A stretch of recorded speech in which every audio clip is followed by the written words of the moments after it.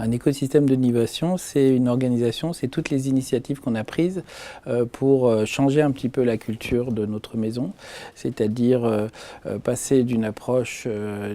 à une approche plus innovante, à une approche plus tournée vers l'usager quand nous travaillons sur la reconception et sur l'évolution des services publics que nous rendons à nos concitoyens. Donc nous avons estimé que ce projet de reconstruction d'une maison départementale des personnes handicapées était le moment idéal pour essayer de commencer cette transformation et de s'appuyer sur des nouvelles façons de faire, des nouvelles méthodes qui mettent vraiment l'usager au cœur de nos travaux, au cœur de nos réflexions et notamment des méthodes de type design de service. Alors d'abord, on a amélioré de 50% les délais de traitement des dossiers. Donc c'est le premier résultat très conséquent. Et le deuxième résultat, je crois que c'est la qualité de l'accueil, la façon dont on prend en charge les gens physiquement, c'est-à-dire qu'on a conçu en termes d'architecture, de décoration, une maison qui ressemble à une maison. Et surtout avec l'idée aussi qu'on est pris en charge immédiatement et qu'on n'a quasiment pas d'attente. Donc on a supprimé la salle d'attente pour bien nous-mêmes nous amener à mettre en place un process de prise en charge directe avec un pré-accueil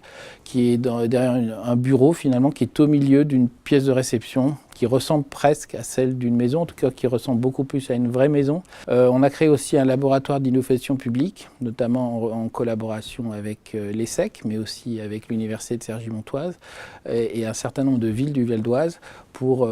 diffuser un peu cette approche dans un certain nombre de domaines autres que les nôtres et en ayant recours aux ressources de l'enseignement supérieur de Cergy-Pontoise.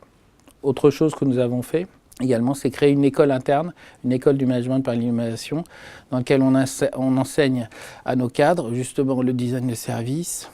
la logistique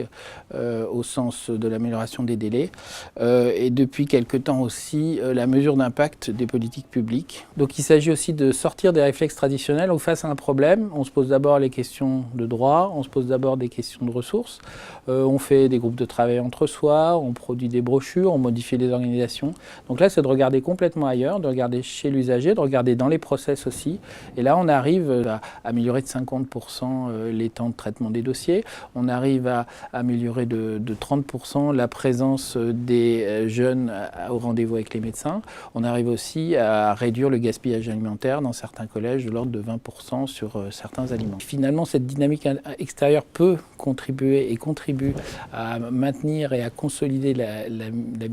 l'enthousiasme interne. Et donc, c'est de multiples façons